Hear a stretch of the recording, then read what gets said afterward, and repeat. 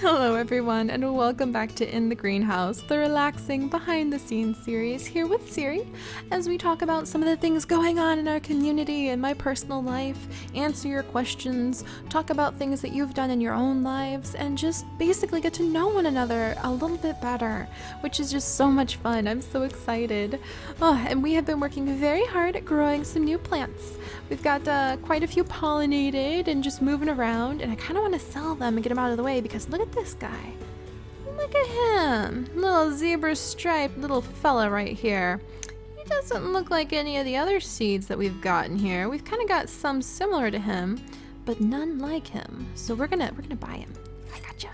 There we go. And now we need a place to put them. So I promised that this time I would really work through a pile of questions because I have so many backlogged questions. I'm so sorry. I'm going to stop babbling and we're going to babble about the questions instead. All right. So jumping right into it, we have our Ballard has a big pile of questions I'm going to work through because they're really entertaining. Like, what is your favorite thing to do in zoo crafting?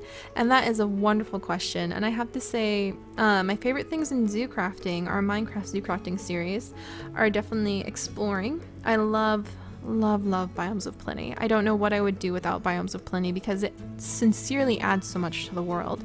And then when you combine that with the plant mega pack, it just blows me away at what we can find. It is stunning and beautiful and amazing, and I love it.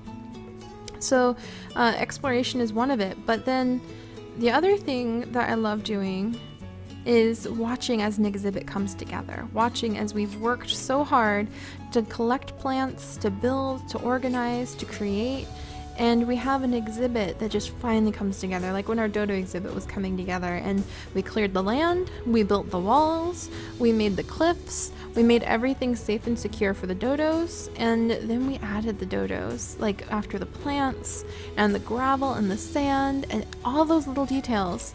We finally added in the dodos themselves, and I love that sense of completion. Like when we finished our berry bakery, as all of the projects come together and we see why we've worked so hard doing what we've been doing. So that's definitely one of my favorite things to do in zoo crafting. And I would love to know what your guys' favorite thing is. Like, what do you love the most out of what we do in zoo crafting? Because it's so diverse. Some of you absolutely adore watching us do things like cooking or gardening, and others love watching the exhibit building, and others, ooh, let's put our little extinct seed right up there. And still other people just love watching as we like adventure. Like, it's just amazing. All right, and then let us, are any seeds ready? Not yet? Okay. Boom. Grow, grow, grow, little guys. Grow, grow, grow. There we go. Everyone's growing. And now we're gonna, oop, there we go. Interesting. What did I combine with that? Oh yeah, we're gonna see what that turns into. I don't think it'll be, yeah, it's only selling for $1, so it's not a lot. And then what are you gonna be? That looks like a fern seed. Ooh, I can't wait to see what that one's gonna turn into. It's probably gonna be beautiful. All right, I guess we have to sell. Oh, only worth $1 though, huh? Indeed. All right, put you up here. Oh yeah, that's just self-propagating, so we'll be okay there. But yes, so what is your favorite thing of what we do in zoo crafting? I try really hard to like touch on a bunch of different things every week. I'm still working at this point, still working at figuring out how to get it so you guys can vote for what happens on Saturday specials. And I don't know if I can do it every week. And sometimes the things like I record ahead of time, so it's more like you vote for the thing you'll see next Saturday, and sometimes what we do changes a lot between then and now, so I'm still working on figuring out how to make it just right, but hopefully we'll get there. And then, what is your favorite animal on zoo crafting? And that would have to be Lily and Tate, our modded dogs, because without them as our companions, or Sunflower as my companion, it would just feel a lot more lonely. I love having Lily and Tate there to talk to carry things with us, to be alive and make the world feel more alive. And I'm so relieved that we finally have them back in Time Shot because I needed my dogs. It's just hard without my dogs. I need them with me to feel like my little family is complete. And I of all the choices I made when I started zoo crafting, I am so glad that I just knew that I wanted to have my dog as my companion. And I knew I had to make sure that happened. And then I found the Doggy Talents mod, and everything just came together really, really wonderfully. So I'm loving that. And then, are you going to have more mods for Minecraft ever? And that's kind of tricky because we're playing in zoo crafting, we're playing in 1.6.4.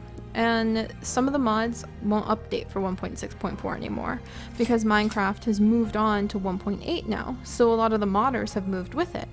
And so when we do add mods, they have to be compatible with 1.6.4. And the other thing is I really like the mods we have. As we start getting to the end of exploring the mods we have, which isn't going to happen for a long time, then we are going to look into adding more future mods, like Oceancraft and quite a few others. We're going to be looking into adding those in the future. So it's not something that we aren't going to do. It's just something that's not a priority with everything that we have right now, because we have 90 plus mods in zoo crafting, and that's a lot of exploration, and we've barely touched the surface of several of the things that we do. Let's see, what's your favorite mod out of the ones that you have on Minecraft? Plant Mega Pack. I love Plant Mega Pack. I need a Plant Mega Pack. I just love it. I love having it. The world is alive. I can even go without Biomes of Plenty if it means that I have Plant Mega Pack because of what Plant Mega Pack adds to the game. Otherwise, Mo Creatures for sure. Really, it's a combination. The mods that we have are my personal favorite mods, and I can't think of, like, Pam's Harvest Craft. Oh, it's like so hard for me to play without Pam's Harvest Craft, without like Plant Mega Pack. Plant Mega Pack especially, it's really hard to play without Plant Mega Pack. Then it's just like Mo Creatures adds so much. I love making a living world, and so those are all my favorite mods. I just don't think I could do without them. And then let's see, are you ever gonna stop making YouTube videos? Probably not at this point. I can't see that happening. I love it. It's become not only a way of spending my time as a hobby, but it has evolved into one of my art forms, and it has evolved into a community. And the community part is more than anything why I work so hard every day, and why I get up and I work on zoo crafting. I wake up, I get on zoo crafting, or like zoo crafting or any of our other series. I just can't see it stopping. Like, so don't worry, you guys, if you're enjoying everything. In my mind, we're building a community, and because of how big our community has gotten, I'm finally able to devote full time and resources to this community, and that's hard because I do have I want to continue going to school as a biologist. I've had to put that on hold and wait to finish my degrees because I'm almost done with 3 different degrees. And I'm probably only going to go back for biology and sociology at this point. I don't think I want to finish up nursing. I might, because it would be good to have, but you really have to dedicate no extra time, no social life, no nothing when you go to nursing school. And I don't have as much passion for human physiology and human anatomy as I do for plant and animals. So I just think that I need to focus on plants and animals. So eventually I do want to go back to school, finish my degree because I'm so close to finishing it. I have to keep moving, unfortunately, and that just throws it off. But whenever Darling finds a job that he can sink his roots into, and I know we're not budging for a few years, I want to get my biology degree finished up and eventually make a professional career. But whatever I do, I just can't see taking away from creating on YouTube or creating some way to teach. Like, if I had to stop YouTube videos, I would still run a blog. Some way to reach out to people and teach them about the natural world. So YouTube is an amazing medium for that. Thanks to the monetization on my videos and donations, I'm able to actually treat it like a real job, and I do. That's why I wake up in the morning and I spend a good 8 to 12 hours a day working on my stuff. A lot of it is recording for batch recording, processing videos, replying to as many comments as I can handle. I guess a lot of people have this idea that when you do YouTube, you can just like play video games and then just relax, like just chill out all day. And I bet some people can do that, but I'm just too much of a workaholic for it. I figure if I am being given the wonderful, unique opportunity to do what I do this way, then the least you guys deserve is my full maximum effort. So I treat it just like a full-time job, which means I wake up and I get to work. And I keep working, and I work hard, and I try to improve myself and follow my principles. Also, why the heck are you not selling, little tree? I'm gonna make it dirt cheap. And if it doesn't sell then I'm going to assume it has a dead leaf hiding somewhere. And we'll just have to do something about that. Might have to prune away some of these sunflowers so we can see what's going on. Ooh. Ooh, what's going on here? That's an interesting mix of plants. We'll have to see what that grows into. There we go. We'll pop in here. But yeah, so yeah, I don't see myself stopping recording videos. It's something that I love doing. I think that the opportunity to teach, to provide joy, to educate, to try to inform people about the natural world while we can still do something about it are vital, amazing opportunities that I'm humbled, grateful, and sincerely devoted to. So yeah, I'm not gonna stop. If it ever got to the point where I simply couldn't get the support from making enough money, from monetizing my videos or things like that, and I just couldn't have the support, so I can't take care of my family, that would be the only reason I would stop. Is if I can't actually take care of my family anymore, because my family always comes first. I love my family. I'm devoted to them. And I'm also devoted to this, so we'll have to see what happens. There's no worries right now. Everything's okay right now. And thankfully, my darling is able to help me out so we can do this. There we go. Finally sold that thing.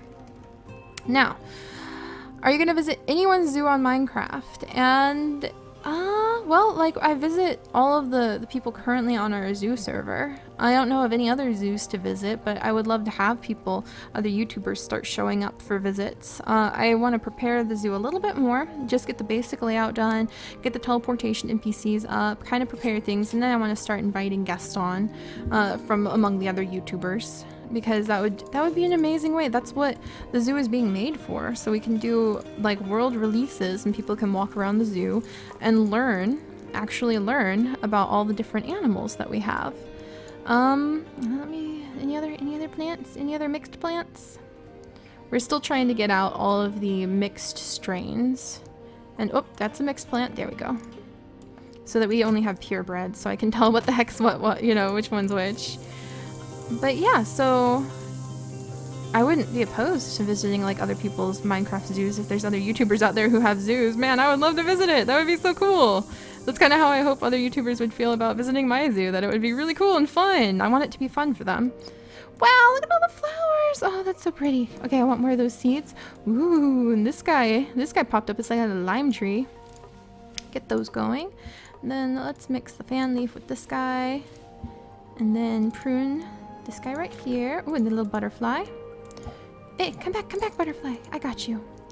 All right, and then can you have a cooking day with only cooking on zoo crafting with calfers or both?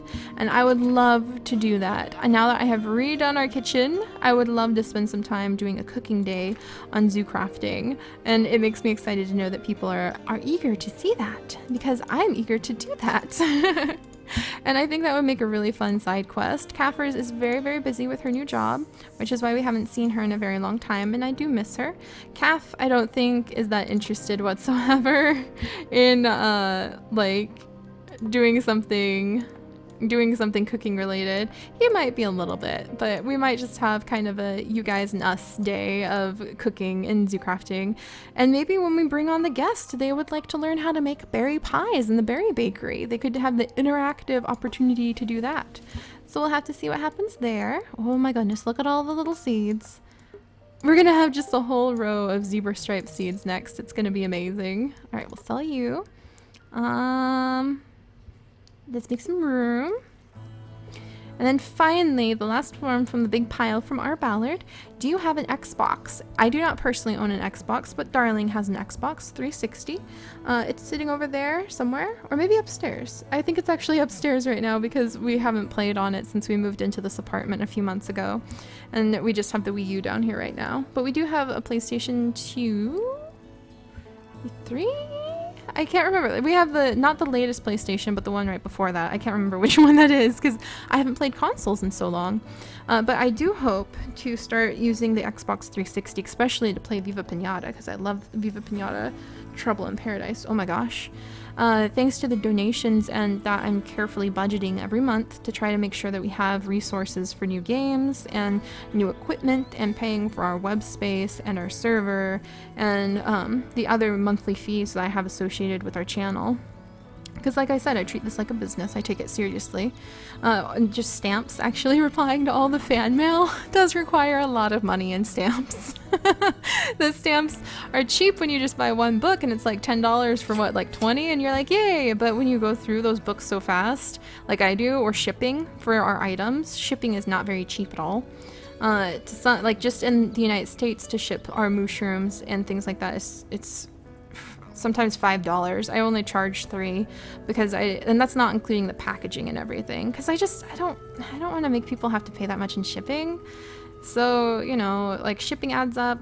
Shipping letters alone to Australia cost about anywhere from $3 to $8 on my end, and that's not even the objects. It gets really expensive when you start talking about the objects. So believe it or not, a big portion of my monthly expenses for zoo crafting and the series and the channel and the community is like getting the mail sent out. So if you guys, and it's not a bad thing, and if you guys want to like send letters, then come on, it's okay. I send letters back. I have special stickers, and I am so excited to work with you guys and to talk to you guys, and so it's fun. And I understand if you can send things in, but you're not allowed to send things out because your parents say, no way, Jose, she might come and kidnap you. They're just protecting you, and of course I'm always going to applaud that. So, you know, don't worry if you can't like get a letter back, but you can send in letters, and then eventually when I have enough to like make at least a few minutes of content, I'll do a little like, look, here's the fan mail, here's the little things that people have made, here's the little seashells they've sent in, you know, I'll do that, and so you will be recognized, don't worry. And of course, personally, I always appreciate it. I think I cry every time I open the fan mail just because I'm so touched that people care so much. And it's so exciting. I have so many stickers, so many animal stickers that I love. I plaster way too many animal stickers in all the mail I send back out. But yeah, so it's interesting how there's a whole bunch of little fees that add up over time. And related to that is the console that I'm saving up for, the recording device, so that I can record console games. Because I would love to frickin' do Pikmin Bingo. Are you kidding me? I would love that. So I'm working on that right now, saving up for that, because it is almost a couple $100 after shipping and cables and software is included. So we're working on it. Also, I want these ferns. They're just so pretty. Oh my gosh. So that's a big pile of things that we just worked through. And I'll answer 2 more questions really quick. What is your favorite dinosaur? From Sai. And my favorite dinosaur... I don't know dinosaurs well enough to be able to feel like I'm confidently picking a favorite. So I'm just gonna say that, like, okay, this is gonna be horrible. You dinosaur, like, fans are going to be so, like, rolling your eyes at me and smacking your foreheads. But, like, the layman would say that it is a duck-billed dinosaur. I know that's not the actual name. I know that that covers a broad range of dinosaurs, but I like the plant eaters who have like the beak-shaped mouths and who eat along the edges of riverbanks. Those are my favorite kind of dinosaurs right now. That changes on like a day-to-day basis as I learn more. So let me know what your favorites are and I'll look them up so I can learn more about the dinosaurs, because that's one of my big goals. And then let's see. Okay, Kit Kat asked, what do you think about the documentary that proves the existence of mermaids? I find it very interesting. Just search Mermaid Documentary Discovery Channel. I think it will show up. Yeah, alas, it's not real. I have a lot of issues with Discovery Channel making mockumentaries, is what they're called, where they're not real, they're acting like they're real, and it's doing a lot of damage academically. like that. Ooh, the blazing multiflora, that is a new one. Where did that come from? What are these little ones, huh? Yeah, this guy. Oh, he's pretty. We'll play with him in a little bit. Have we pollinated all these guys? Yeah, we have. All right, we're just gonna have to sit and wait on those. But yeah, the mockumentaries, like Megalodon being real, or that horribly named like Hitler shark of the deep, that was awful. That was actually like one of the names that they were almost going to use for one of their fake shark documentaries. Those kinds of documentaries make me very upset because they're not real.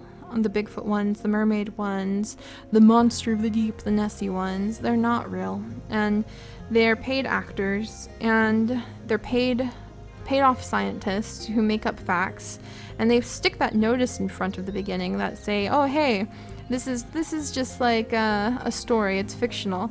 But most people don't notice that, and they did a recent poll of high school students after Shark Week, the latest Shark Week, and found that 60% of them believed, truly sincerely believed, that Megalodon is still out in the ocean. Megalodon was amazing. An amazing extinct creature who deserves our respect and admiration and deserves to be known about. But Megalodon is not around anymore. And if we cannot accept that fact, we're missing a crucial scientific truth. And so I don't like those mockumentaries, because it'd be one thing if they were presented in a way that made it more theoretical, that made it more like obvious that this is a story, this is a what if game, but it's not. It's basically what we would call clickbait. It's for views. It's to make money. It's to make money with shoddy pretend science that confuses people, and I don't think that's right. So yeah, I think mermaids would be really cool if they were real, but alas, they are not. And those mockumentaries are not the best things in the world. That's kind of why I like to do what we do and try to educate people about the natural world, because it is awesome enough, it is amazing enough, it is fascinating enough that we don't have to make anything up. And that's what's so wonderful about the planet that we share, you guys. So I hope I can share some more of those facts with you, and I'm so sorry I blathered on for so long. I hope you guys are having a wonderful day, and I will let you go, so I'll see you guys later. Bye-bye.